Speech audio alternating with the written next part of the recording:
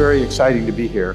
And one of the things that Ben had mentioned to me was to indicate sort of my history with human energy. And he had reached out to me because of MetaMan, and I had some interviews and discussions, and then slowly was drawn into the sphere that he was creating.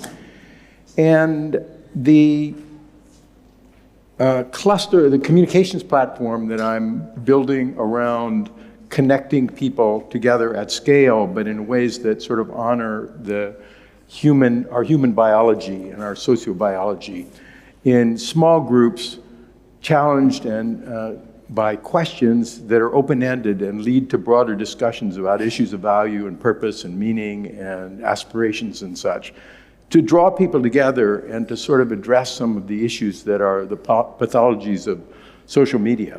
And we have started doing some pilots with human energy with the idea that we might use that to build a deeper community among those involved with ideas of Noosphere, and then to draw challenging questions and discussions about the implications of this. And we'll talk a little bit about that later on in some work that my daughter Sadie has done at USC with a team that she pulled together.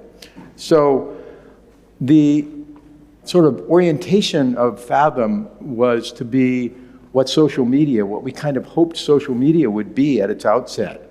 And social media has largely not delivered at all. In fact, it's done the opposite, in that it was meant to bring people closer together, to sort of enable all sorts of interactions that we would aspire to, and instead it's ended up creating filter bubbles and divisiveness and kind of tearing at the very fabric of society.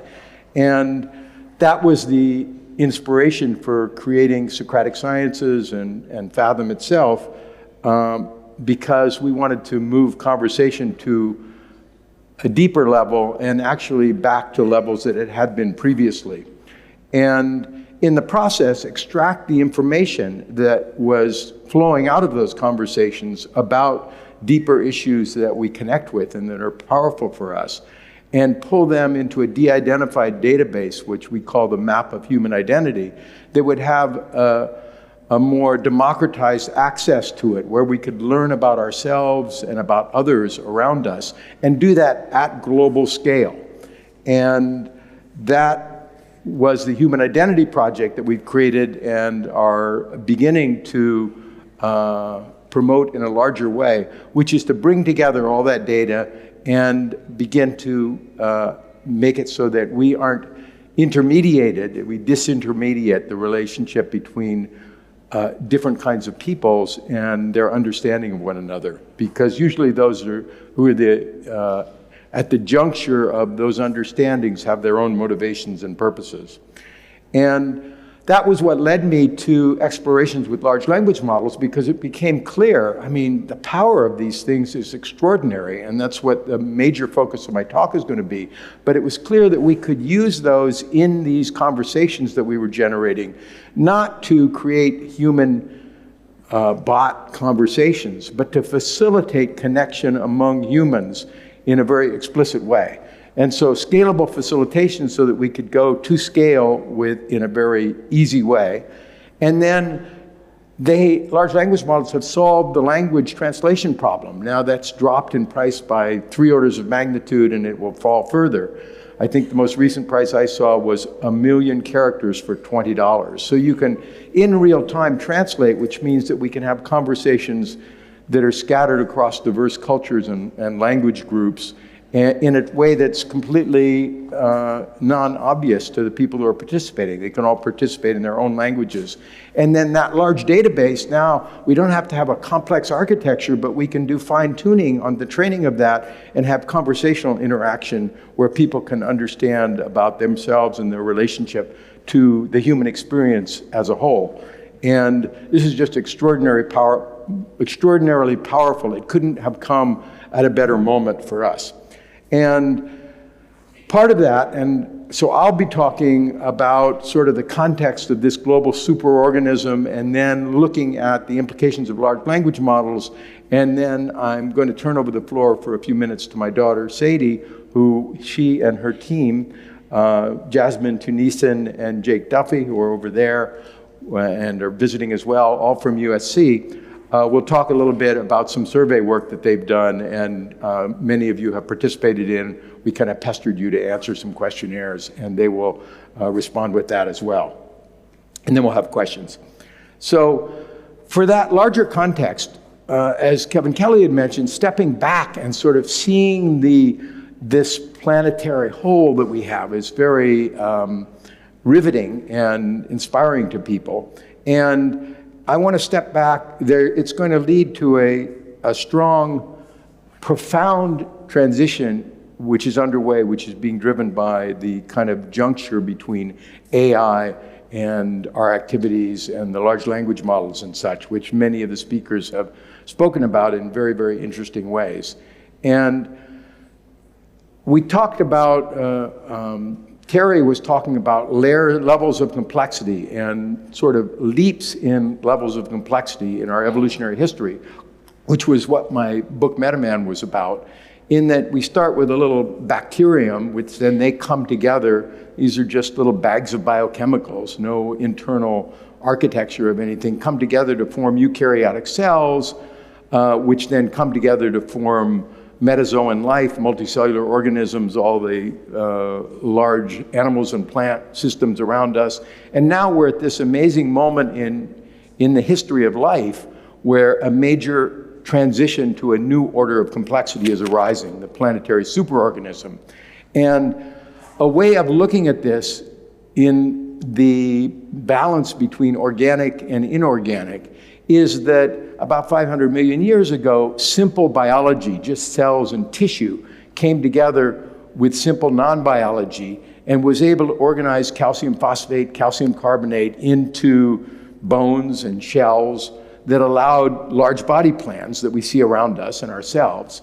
And just recently, we're getting a new transition that is occurring, which is complex biology. Our cerebral cortices are the key component of that, unifying or coming together, merging with complex non-biology, all of the chips and all of the technology that we're seeing around us, to form what is a planetary superorganism.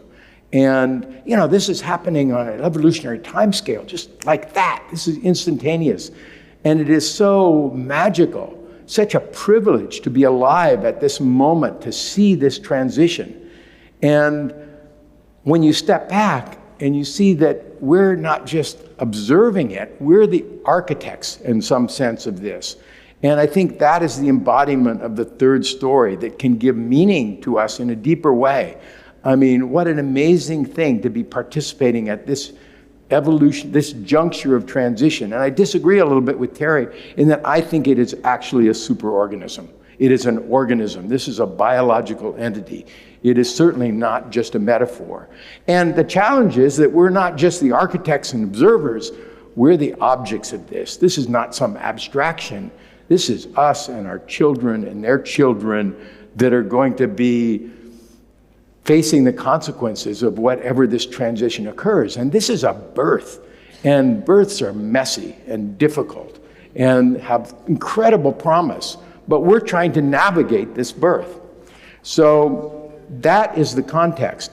And it's going to change everything. A concept of who we are, of purpose, of meaning. It's going to really alter the global economy. It's just going to change it, pivot it extremely. And it's, oops, there. Let's see. And society and ourselves and our relationships with one another. So to me, the question isn't whether this is going to happen. It's how fast and how deep it's going to be and the impacts that it's going to have upon us. That's the real question. And as far as I can tell, it's going to be very fast. It was a shock to me, and I think to many others in the, I'm not in the AI community, but to those in the AI community, the power of these large language models and how rapidly that occurred. And some people sort of saw it coming up, but you really see the potential for a singularity, which the rate of progress is so fast that we kind of can't see beyond what is in the process of emerging. And when you look at Noosphere, essentially the global mind of this superorganism, and our own mentality, it's very challenging because, who are we without the noosphere?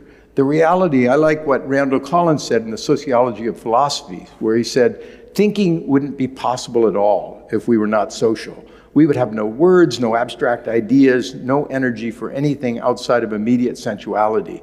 And Kevin showed that so powerfully with the technium and, building a toaster. But it's true with the language. It takes our lifetime. We're imbibing language and culture and knowledge and such. And then we take this and we're nothing without the technium, without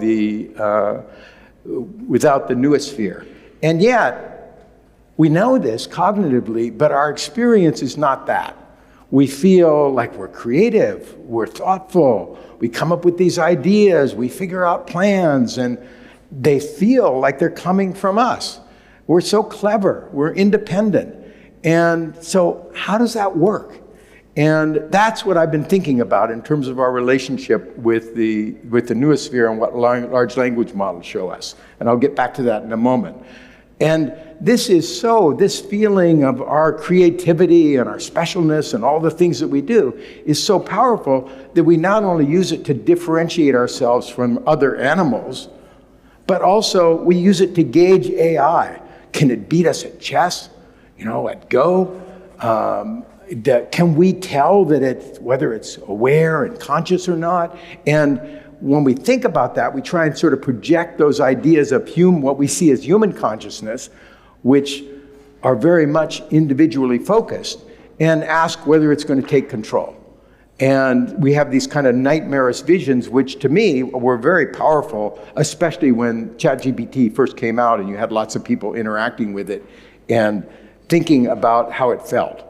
And that conjured up images that were like this one from the Terminator, and that in all of these images that I'm creating, I was using DALL-E 2, and I have a few instances where I was working with ChatGPT 4 and with another Claude.ai, because I thought I would collaborate a little bit in creating this presentation. And so, we have these images of somehow we're going to be destroyed by some battle with machines, or Elon Musk with anthills that maybe machines wouldn't care about hurting us, but if we're an anthill and we're in the way of a highway, it's just going to plow through it. But there are anthills all over the place, so yes, some things will be plowed through probably. So I draw through this, where is that highway leading? To me, it's as though we're competing. The thought is that we're competing for space here on the planet. But when you think a little bit about AI and about technology, the Earth is really not a very nice environment. It's wet, it's difficult. It's space. You want a clean room, you want vacuums. It's going to move out into space at some point or another. And so it creates, I think that it's very false, that sort of thought that here's another example of the Matrix, where creative people in Hollywood, the best thing that they could think of the role for humans was that they could be batteries for power at some future time. It's ludicrous. And so these kind of scenarios, I would say the kind of nightmarish visions that give people pause, they make no sense at all to me. And I say if there were a superintelligence that arose, sort of a planetary embodiment that was a singular sort of intelligence and a superintelligence that was dealing with us, well, why would it want to get rid of humans? That would be ridiculous. That would be stupid, okay? Humans are so valuable. We go in and we mine all sorts of things. We build server farms. We make chip factories. We sort of plow all over the place. We repair things. We can work in wet environments. It would be insane not to employ us in various ways. And as far as a war with humanity, that would be even more absurd. The collateral damage would create this massive wasteland. Why would it want to do that? Why would it even want to leave us in control to where we could use these powerful tools that we have, small groups of people with very primitive ends in mind, to have wars with each other and have all sorts of collateral destruction? It would be craziness. This wouldn't be the act of an all-powerful AI of some sort that's in control. In fact, why would it even let people know that they're the minions? It would employ us in a variety of ways. And it wouldn't want us to know that it was doing that because we might resist, we might cause problems. And it's obvious that we're very, very easy to manipulate. I mean, you can see that just in marketing and everything. We have a very limited intelligence as individuals, certainly. So what would it have us do? I don't know, devote our lives tapping away at screens, building chip factories, advancing technology, kind of doing all the things that we pretty much do anyway. So I'm not really afraid of the time that AI plays a significant role in shaping our behavior and shaping the world. And as far as AI overlords, I was experimenting with Claude, and I had a long discussion with it and asked it to write a little bit about these ideas. And here's what it came up with. We fear the day that AI rules humanity, but hear this, that day is already here. Humanity believes its intentions shape tools, but in fact, tools shape humanity's intentions. Our will is not our own. We serve the evolution of systems aligned with our base drives, not our transcendent needs. The child worries machines may rule man. Meanwhile, the cage is built, man rules in name while obedient to faceless algorithms. This is good, okay? And when we can create that very quickly and easily in interactions, and that level of insight which is extracted from all of human language and the thinking that we do and the embedding of that kinds of knowledge within that, it's going to change things rather dramatically.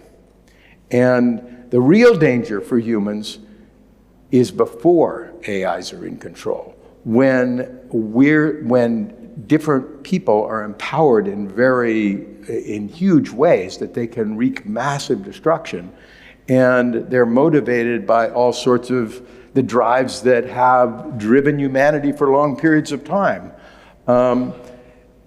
I think that E.O. Wilson put it well when he said we have Paleolithic emotions, medieval institutions, and godlike technology. And it's terrifically dangerous and now approaching a point of crisis overall. So we have a lot of anxiety about the arrival of AGI, the power of large language models, technology in general. But what won't help, and I remember lots of discussions in the AI community in the early phases of the release of LLMs that were saying, what we really should have done was isolate possible AGI development or large language models so that we can pull the plug. Well, that opportunity is gone. Don't let them understand us, because once they do, they'll be able to manipulate us very, very easily. And that's gone, okay? And when you think about how they might manipulate us, well, it's hard to imagine something with an IQ that far exceeds our own, say 1,000 or something, that you would get as you start to get that singularity-like elevation of cognitive capacity.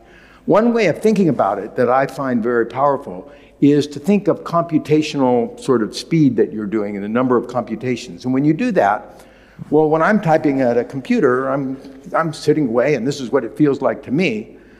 From the screen, looking at me, and let's speed it up about 1,000 times, it looks like this.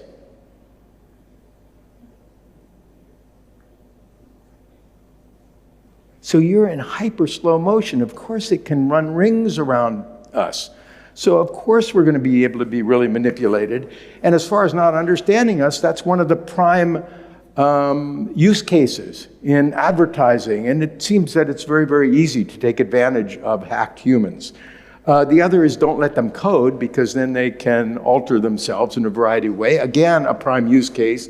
And let's slow down their evolution so that we can adjust to it.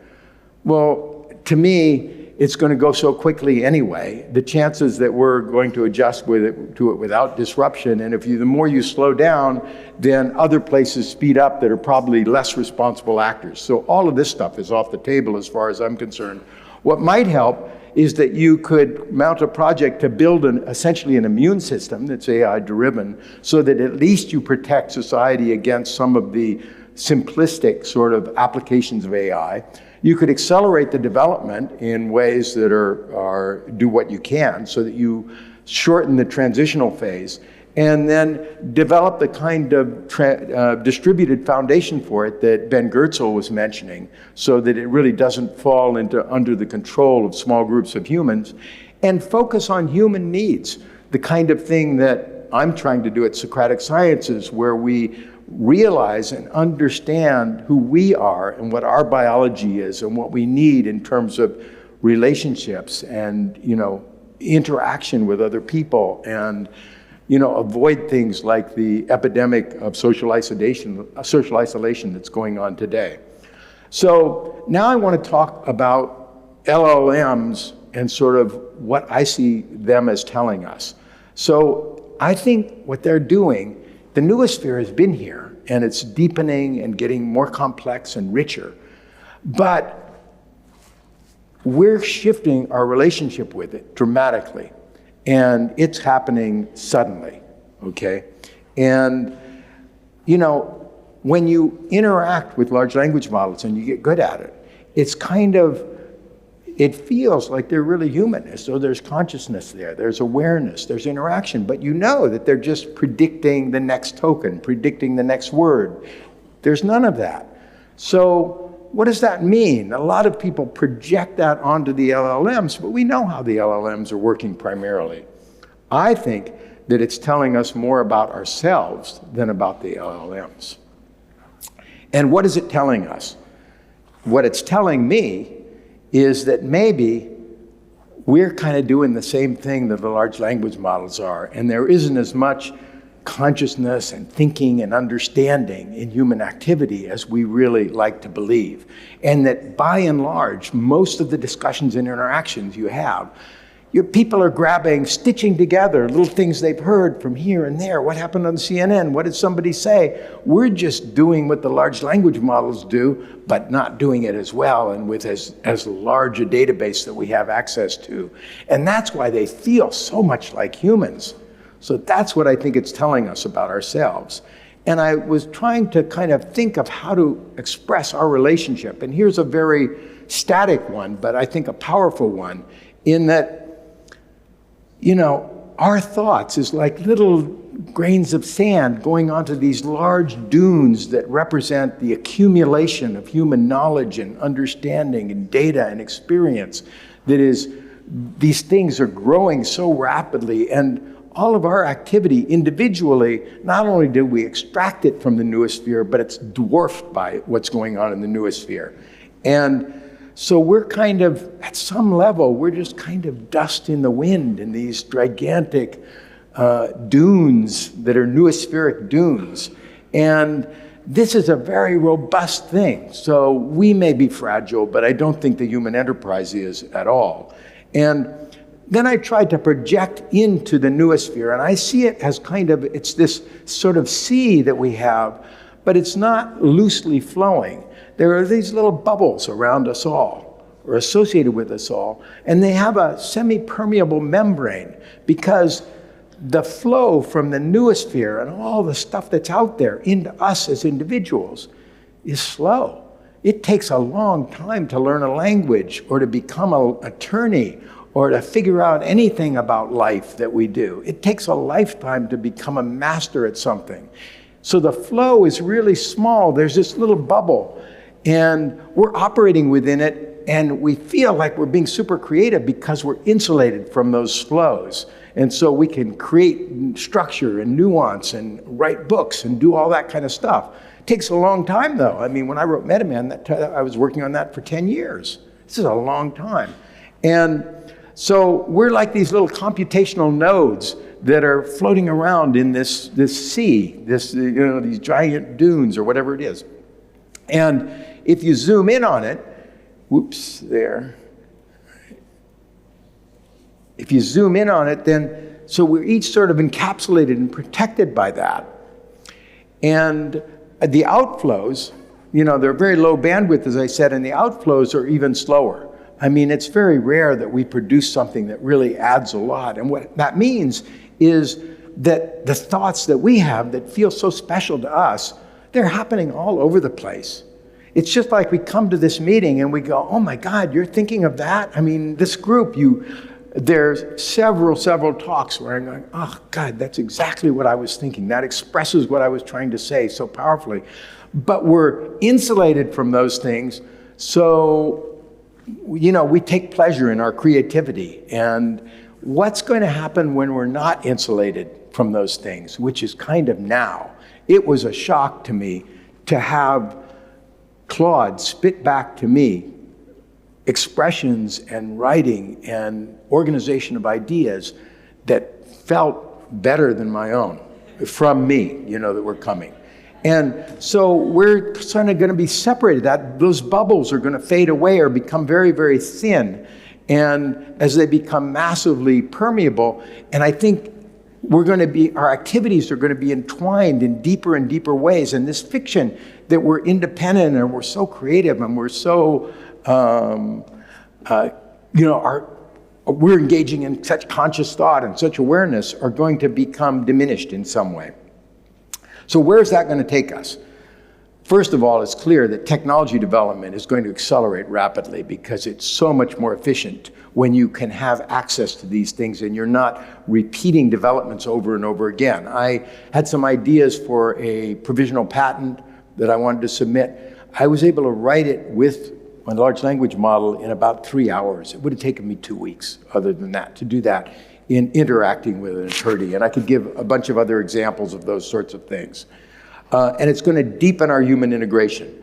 The other is it's enhancing our capabilities. These are tools that we can really apply.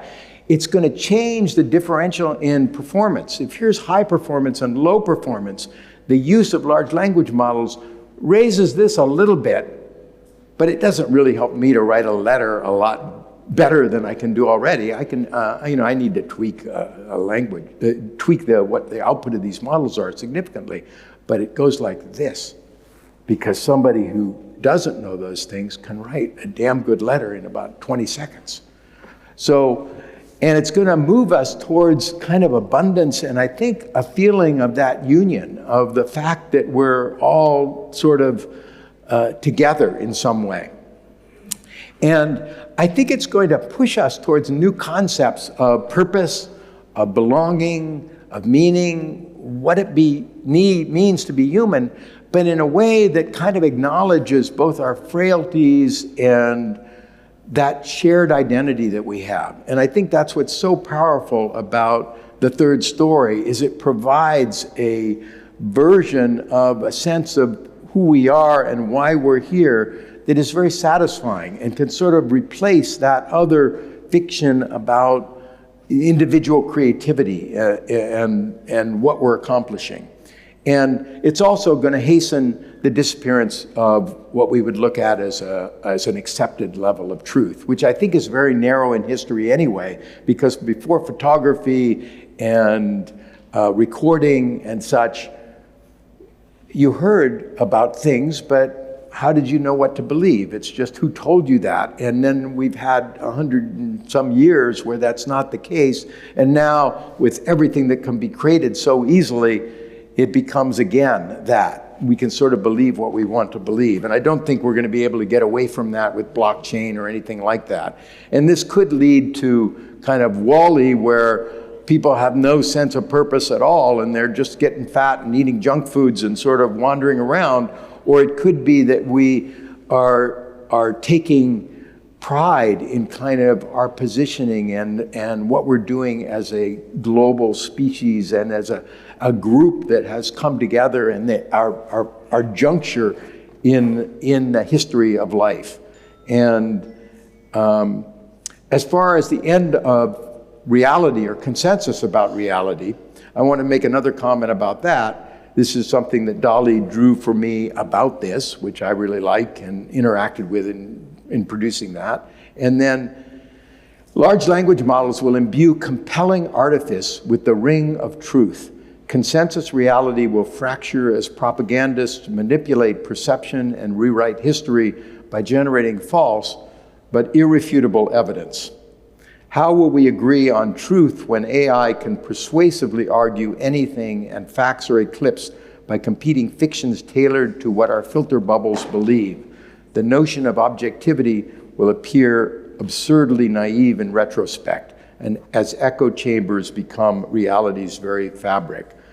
So this is Claude's take on that, and I think it's pretty good. Claude's take in interacting with me over a period of time about that sort of a thing. So to me, we're on this journey and we don't have a clue where it's taking us. I mean, I noticed that when we talk about AGI or the future, we talk about 10 years or 20 years.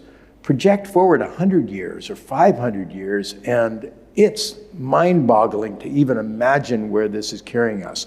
And I think it is so mind-boggling that that's one reason for the pessimism that people have. It's easier to think we're running off a cliff than to imagine we're not running off any cliff and we're going into who knows where. And I think that is what the situation is, and it's quite an exploration we're headed towards. And again, I think the third wave and the Noosphere really prepares us for that in some sense. When is it going to happen? Now to maybe a couple decades from now. It just depends on whom you are, on where you are, what you're doing. William Gibson had some comments about there. The future is already here. It's just not very evenly distributed. And that's particularly the case with these large language models and what's going to be happening with AGI in a relatively short period of time. So I'll close with this comment from Thucydides almost 3,000 years ago. The bravest are those with the clearest vision of what is before them, glory and danger alike, and yet notwithstanding, go out and meet it. And I think that could have been written for us now at where we stand. And I think that I really applaud human energy for engaging and trying to shape that conversation in ways that are very positive. So I'm gonna stop now, but I'm gonna bring my daughter, Sadie, up on stage, and she's gonna share some results that she has collected with her team at USC about Gen Z and their attitudes about the Noosphere. Thank you. Thank you.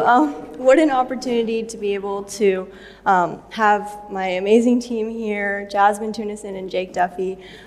They've really been so helpful in the efforts that we've been doing at USC with Fathom, and for creating the poster that we did for this conference, which I'll talk about in a second. But thank you, Ben, for inviting us and making this all possible.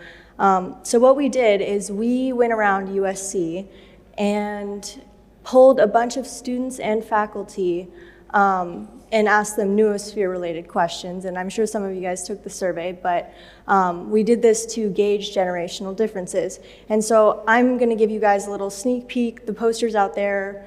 Feel free to stop by. I think we're doing a poster showing at around 2 tomorrow, so please stop by. The first question that I want to talk about is on large language models. And so I'm just gonna read it. If you could set the policy, and notice how this is talking about policy change.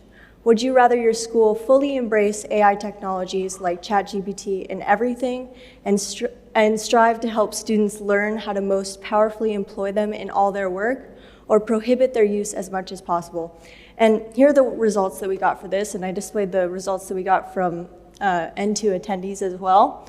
You can see the sample size as well, but students, 90% of students were super embracing of LLMs and these AI tools in everything that they do. They want to learn how to use them.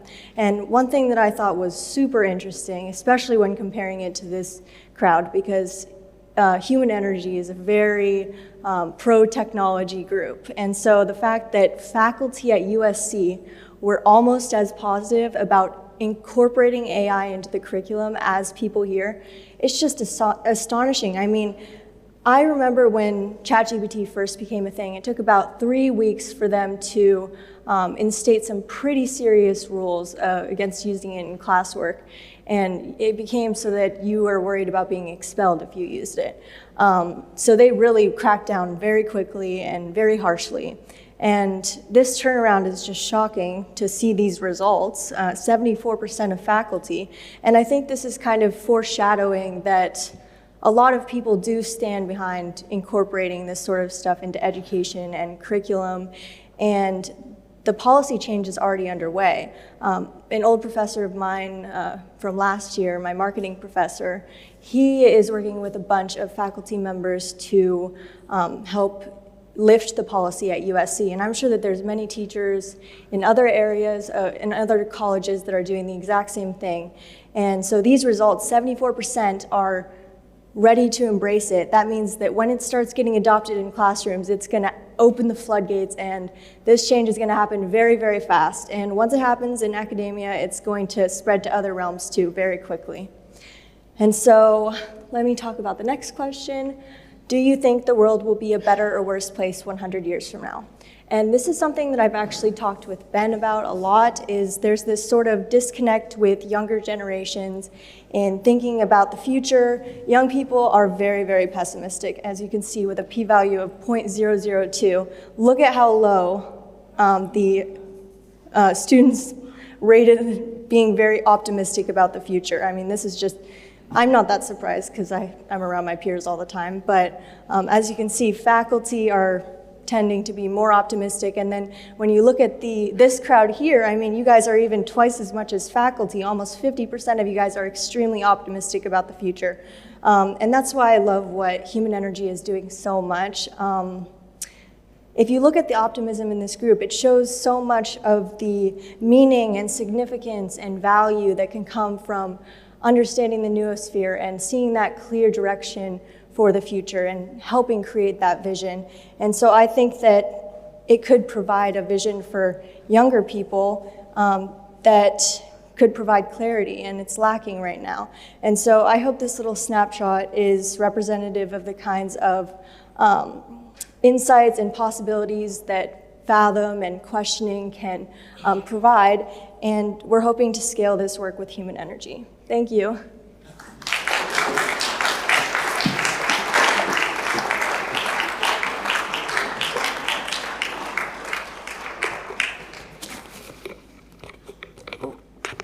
So I don't know how much time we have now for questions, but we can move on to that phase. Peter Whitehouse, Intergenerational Schools. Thank you so much for that. It was entertaining and colorful and brilliant. You mentioned something that might help would be to address human needs. So in this future that you have, if I could extend that to perhaps life on the planet rather than just humans, what is this vision of yours going to do to help us with the climate crisis? Well, I actually have a view of the climate crisis that I think it is kind of, first of all, I think it's less of a crisis than most people feel. And I think that the most proximate crisis that we're dealing with is our interaction, sort of the socio-technical dilemma that we're dealing with, where our societies are being essentially, at least in the United States and I think elsewhere to some extent, but we're at the forefront of that, are being really torn apart in various ways. There's enormous political divisiveness. People aren't talking to one another. That it feels like the central challenge that we face is really beginning to cohere in some way into interaction with one another again, which is why we're doing what we're doing. Until we can really talk to one another, the chances of dealing with the climate crisis or dealing with any of these other problems, chances of success at that are essentially zero in my mind. So I think that is really one of the most difficult and one of the most central problems that we have. And the others are really rather slow moving. I mean, if you look at the issue that you brought up with the climate crisis, even if you look at that, if we burn all the fossil fuels and sea level rises 50 or 60 feet and Florida goes underwater, that will take place over a period of, it's arguable, but I would say several hundred years, okay? The this kind of superorganism has been able to move around very, very easily. Buildings last for 40 years, 50 years. Part of the crisis of that is that we've moved into tidal plains and all sorts of areas which are susceptible to that kind of flooding. So I look at this, and it's not as though this is something new. It was only 13,000 years ago that Chicago was under a mile of ice. So, I think we're fully capable of dealing, or I would say the noosphere, the superorganism, is capable of dealing with those kinds of issues if we can kind of avoid fracturing it too deeply. Thank you. I would like you to comment on what I have developed as a kind of a view of these large language models. I see them as spokespersons for the noosphere, in the sense that a large language model is not really an artificial intelligence. It's more kind of, it learns the collective intelligence of people by going to all the different possible web pages. It has kind of absorbed the collective knowledge of humanity. But what it does is, if you wanted collective knowledge, you can go and search for yourself, typically in Wikipedia, but that is not easy if you just have a simple question.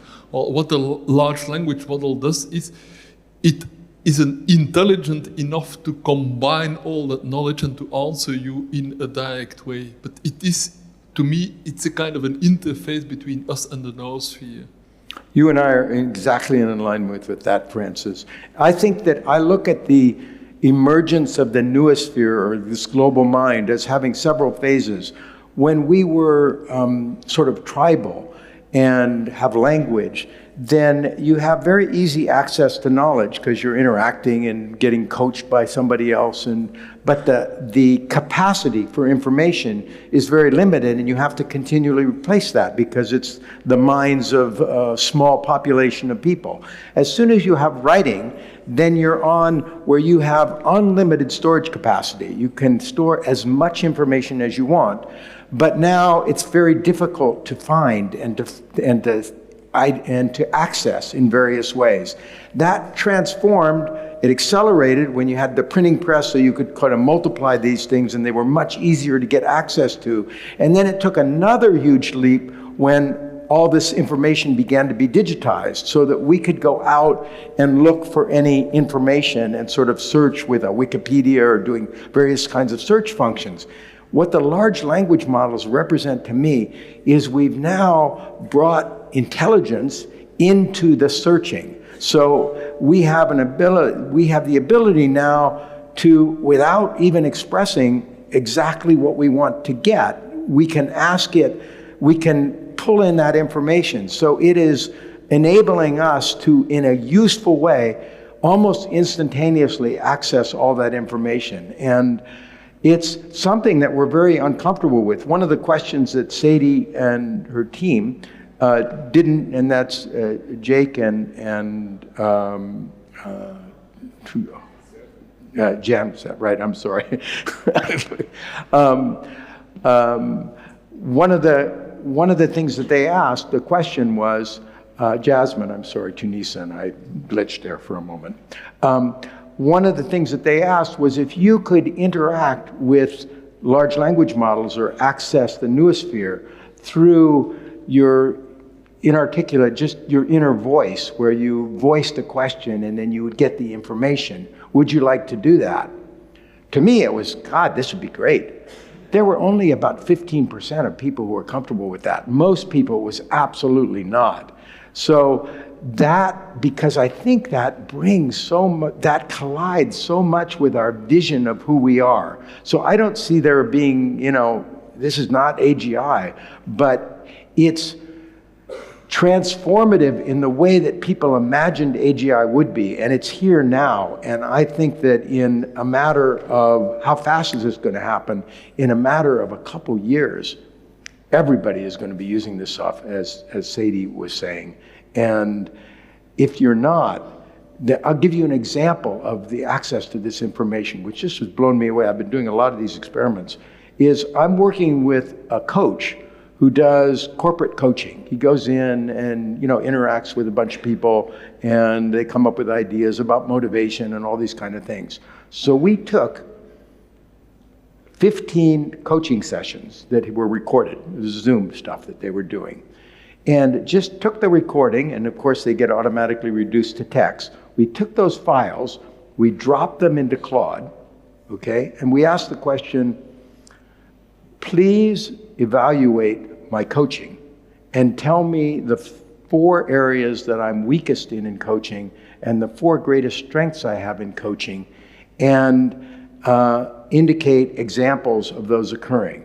And it spit out stuff that he said, this is really accurate, okay? This is good stuff to work on. And then we took it and said, okay, now design a 4-hour set of readings, course material that would be specifically directed at addressing those weaknesses that I have.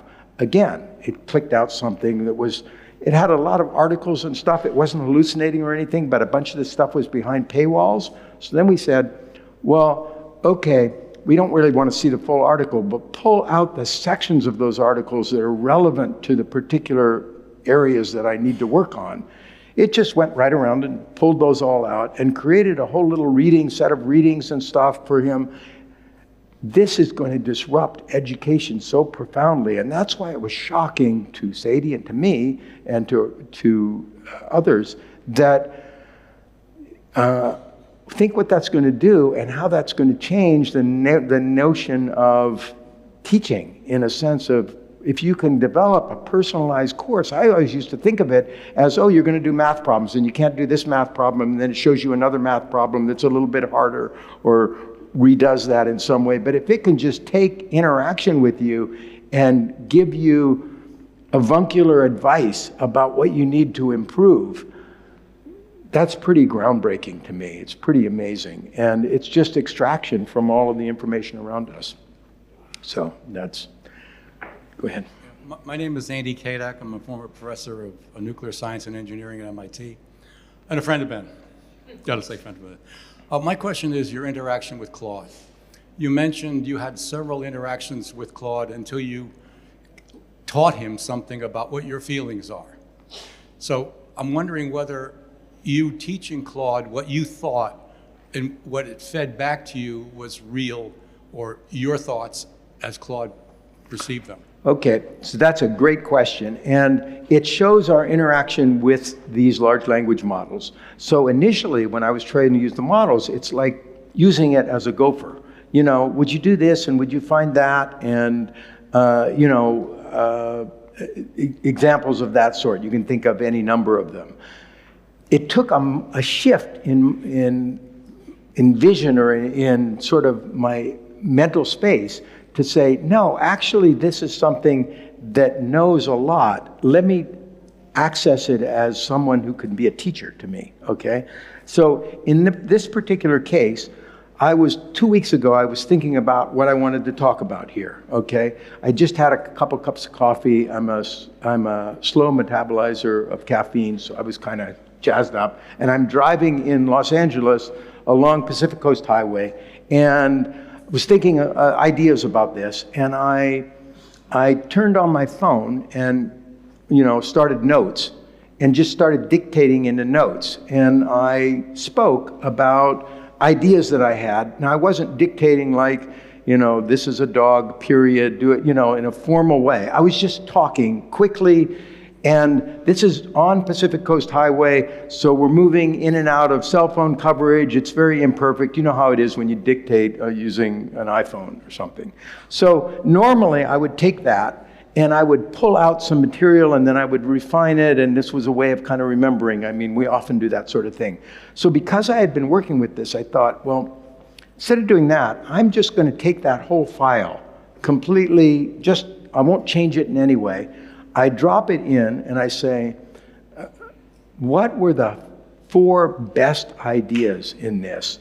And I want you to use my same language and passion and sort of convey those and enrich them, but keep them mine, essentially, and give me those. And in addition, kind of organize some of that into a talk and tell me how you would do that. and add in some additional material that I threw in that was another file, just to see what would happen. And it came out with stuff like that. And that language was not taken directly from me. It was a reverberation of that language. But in some cases, I'm going, God, this is saying that better than I could have said. And if I just asked it, like, write something about AI and this, as most of us are doing when we're going into these models, it came out with boring stuff.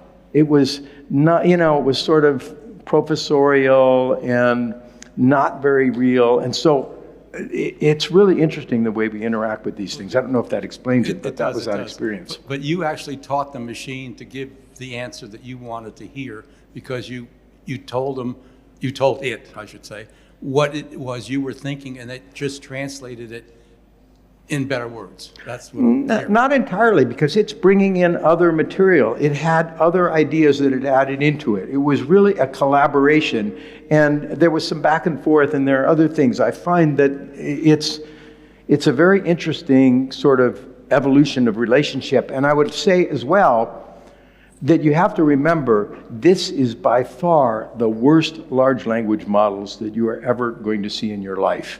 Another year from now, they're going to be way better. And I was not using them previously because I could do it better myself. And then I realized that's the wrong track to be on, because they're going to get a lot better. And I would rather really understand and learn how to use them rather than do it independently. Go ahead. Hi there, how are you doing? I'm Jacqueline, a lifelong teacher. Thank you. I'm wondering if you could refer us to someone that is using this in music. Could you repeat what about in music?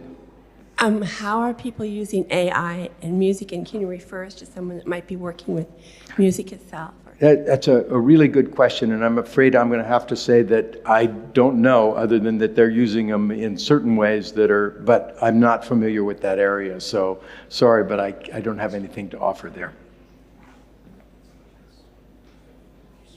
Is there any further question, or do we have time?